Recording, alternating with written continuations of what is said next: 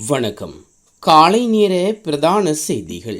விரிவான செய்திகளுக்கு செல்லும் முன்னர் முதலில் தலைப்புச் செய்திகள். சமாதானத்திற்காகவே யுத்தம் செய்தேன், மஹிந்த தெரிவிப்பு. ஹரணிக்கு கொலை மிரட்டல், பொதுமக்கள் பாதுகாப்பு அமைச்சர் வெளியிட்டுள்ள தகவல். SLPP, JUNP, SAP பலர் பாதாள உலகத்துடன் தொடர்பு அம்பலப்படுத்திய அமைச்சரால் சபையில் சலசலப்பு. தேசிய பாதுகாப்புக்கு அச்சுறுத்தலாக சம்பவங்களை தடுப்பதற்கு இதுவரையில் அரசாங்கம் போதியளவு நடவடிக்கை எடுக்கவில்லை என எதிர்க்கட்சித் தலைவர் சயித் பிரேமதாச தெரிவித்தார். இந்த ஆண்டு ஜனவரி 1 முதல் இன்று வரை நாடு முழுவதும் மொத்தம் 46 துப்பாக்கிச்சூட்டு சம்பவங்கள் பதிவாகியுள்ளதாக போலீஸ் ஊடக பேச்சாளர் புத்திக்க மருதுங்க தெரிவித்துள்ளார். நேற்று ஊடகங்களுக்கு கருத்து தெரிவித்துள்ள அவர் 31 துப்பாக்கிச்சூட்டு சம்பவங்கள் ஒழுங்கமைக்கப்பட்ட கும்பல்களால் திட்டமிடப்பட்டவை என்று கூறியுள்ளார். மேலும் துப்பாக்கிச்சூட்டு சம்பவங்கள் குறித்து விசாரணைகள் ஆரம்பிக்கப்பட்டுள்ளதாகவும் சம்பந்தப்பட்டவர்களை கைது செய்ய நடவடிக்கை எடுக்கப்பட்டு வருவதாகவும் அவர் மேலும் தெரிவித்துள்ளார். குறித்த 31 துப்பாக்கிச்சூட்டு சம்பவங்கள் தொடர்பில் இதுவரையில் 100க்கும் மேற்பட்ட சந்தேக நபர்களில் கைது செய்யப்பட்டுள்ளார்கள். துப்பாக்கிச்சூட்டு சம்பவங்களுடன் தொடர்புடைய 27 கை துப்பாக்கிகள் மற்றும் 14 D56 துப்பாக்கிகள் உட்பட 41 துப்பாக்கிகளையும் போலீசார் பறிமுதல் செய்துள்ளதாகவும் போலீஸ் ஊடக பேச்சாளர் புத்திக்க மருதுங்க மேலும் தெரிவித்துள்ளார். முன்னாள் சுகாதார அமைச்சர் கெஹலிய ராம்புக்வலையை எதிர்வரும் ஜூன் மாதம் 3 வரை மீண்டும் விளக்கமறியல் வைக்குமாறு கொழும்பு பிரதான நீதிமன்றம் உத்தரவிட்டுள்ளது. கெஹலிய ராம்புக்வல இன்று நீதிமன்றத்தில் ஆஜர்படுத்தப்பட்ட போது இந்த உத்தரவு பிறப்பிக்கப்பட்டுள்ளது.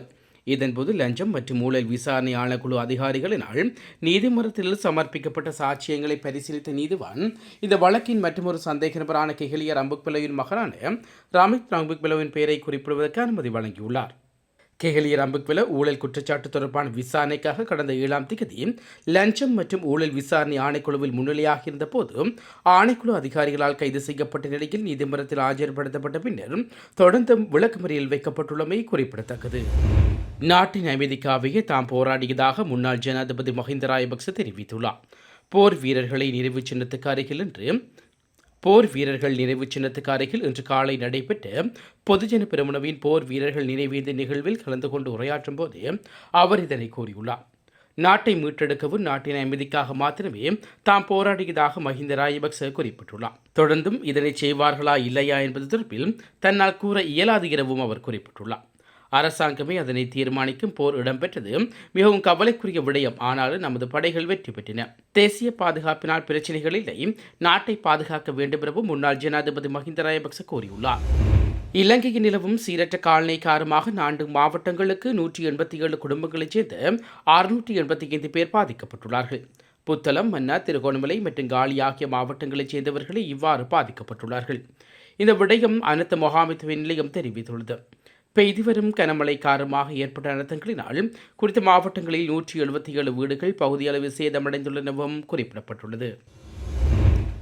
பிரதமர் ஹரணி அமரசூரியவிற்கு கொலை அச்சுறுத்தல் விடுவிக்கப்பட்டதாக பொதுமக்கள் பாதுகாப்பு அமைச்சர் ஆனந்த விஜயபால தெரிவித்துள்ளார். மின்னஞ்சல் மூலம் அவருக்கு இவ்வாறு மரண அச்சுறுத்தல் விடுவிக்கப்பட்டுள்ளதாக அமைச்சர் குறிப்பிட்டுள்ளார். ஜெர்மன், நெதர்லாந்து IP முகவரிகளை வைத்திருப்பவர்களே இந்த மின்னஞ்சல் மிரட்டலை விடுவித்துள்ளதாக அவர் சுட்டிக்காட்டியுள்ளார். அவர் மேலும் இது தொடர்பான விசாரணைகளில் முன்னெடுக்கப்பட்டு வருவதாகவும் ஆனந்த விஜயபால மேலும் தெரிவித்துள்ளார்.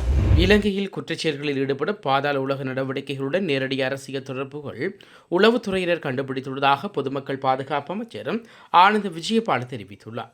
நாட்டில் இடம்பெறும் துப்பாக்கிச்சூட்டு சம்பவங்கள் தொடர்பில் எதிர்க்கட்சித் தலைவர் சயித் பிரேமதாச விசேட கூற்றொன்றை விடுத்து உரையாற்றியுள்ளார். அதற்கு பதிலளிக்கும் போதே பொதுமக்கள் பாதுகாப்பு அமைச்சர் ஆனந்த விஜயபால மேற்கண்டவாறு தெரிவித்துள்ளார்.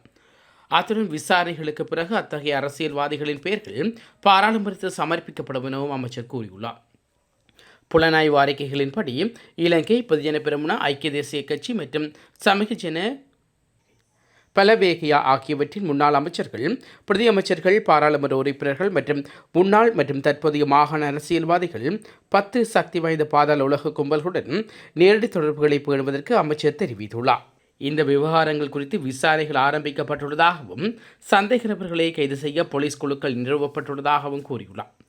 பாதாள உலகத்துடன் அரசியல் தொடர்புகள் பாதாள உலக நடவடிக்கைகள் அதிகரிப்பதற்கு பங்களித்துள்ளதாக புலனாய்வு அறிக்கைகள் வெளிப்படுத்துவதாக அமைச்சர் கூறியுள்ளார். அதேவேளை பொதுமக்கள் பாதுகாப்பு அமைச்சரின் பதிலுக்கு எதிர்க்கட்சியினர் கடுமையான எதிர்ப்பை தெரிவித்ததனால் சபையில் சற்று சலசலப்பு ஏற்பட்டதாகவும் தெரிவிக்கப்படுகிறது.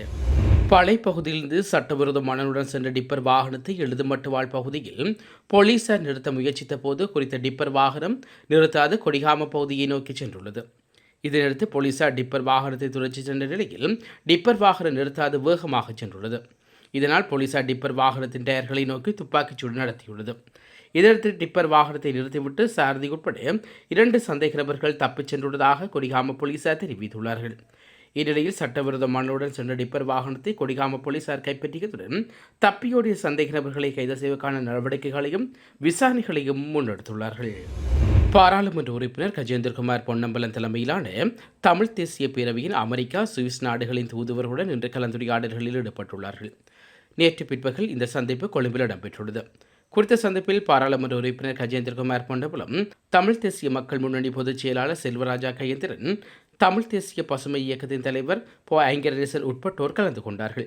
இதன்போது தமிழ் மக்களுக்கு சமச்சீரான நிரந்தர தீர்வு மற்றும் வடக்கில் தமிழ் மக்களின் காணி அபகரிப்பு நிறுத்தப்பட வேண்டும் என்ற பல கோரிக்கைகள் முன்வைக்கப்பட்டுள்ளன. பாராளுமன்றத்தில் இன்று வாய்மொழி மூல விடைக்கான கேள்வி நேரத்தின் போது அவர் இதனை தெரிவித்துள்ளார். இதன்போது மேலும் கருத்து தெரிவித்துள்ள அவர், நாட்டில் சட்ட ஒழுங்கு நிலைநாட்டுவது அரசாங்கத்தின் அடிப்படை பொறுப்பு என்ற போதிலும் நாடு முழுவதுமாக இடம்பெறும் துப்பாக்கிச்சூடு கொலைகள் மற்றும் அச்சுறுத்தல்களை தடுப்பதற்கு அரசாங்கம் தவறியுள்ளது. பல தடவைகளில் தாம் உட்பட சக பாராளுமன்ற உறுப்பினர்களில் இதுகுறித்து கேள்வி எழுப்பியுள்ள போதிலும் உரிய தீர்வுகள் இதுவரை கிடைக்கவில்லை. கடந்த 8 மாதங்களில் 79 துப்பாக்கிச்சூட்டு சம்பவங்களில் 52 பேர் உயிரிழந்துள்ளார்கள். நாட்டில் அதிகரிக்கும் வன்முறை தேசிய பாதுகாப்பிற்கும் தொடர்பு இருப்பதை அரசாங்கம் ஏற்றுக்கொள்ளவில்லையா? மக்களின் பாதுகாப்பிலேயே நாட்டின் பாதுகாப்பும் தாக்கியுள்ளது.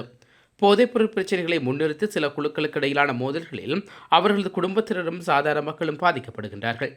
அத்துடன் கடுமையான உயிர் அச்சுறுத்தல் காரணமாக பாராளுமன்ற உறுப்பினர் சிலருக்கு தங்களது அரசியலை முன்னெடுக்க முடியாது போயுள்ளதாகவும் அச்சுறுத்தல்களால் அதிகாரிகளும் பதவி விலகுகிறார்கள் என்றும் சுட்டிக்காட்டியுள்ளார்கள். போதைப்பொருள் கடத்திய தாயும் மகளும் கட்டுநாயக்காவில் கைது. வெளிநாட்டிலிருந்து இலங்கை வந்த 3 பெண்கள் கட்டுநாயக்க விமான நிலையத்தில் வைத்து கைது செய்யப்பட்டுள்ளார்கள். 120 மில்லியன் ரூபாய் பெறுமதியான போதைப் பொருட்களுடன் 3 பெண்களையும் சுங்க அதிகாரிகள் கைது செய்துள்ளார்கள்.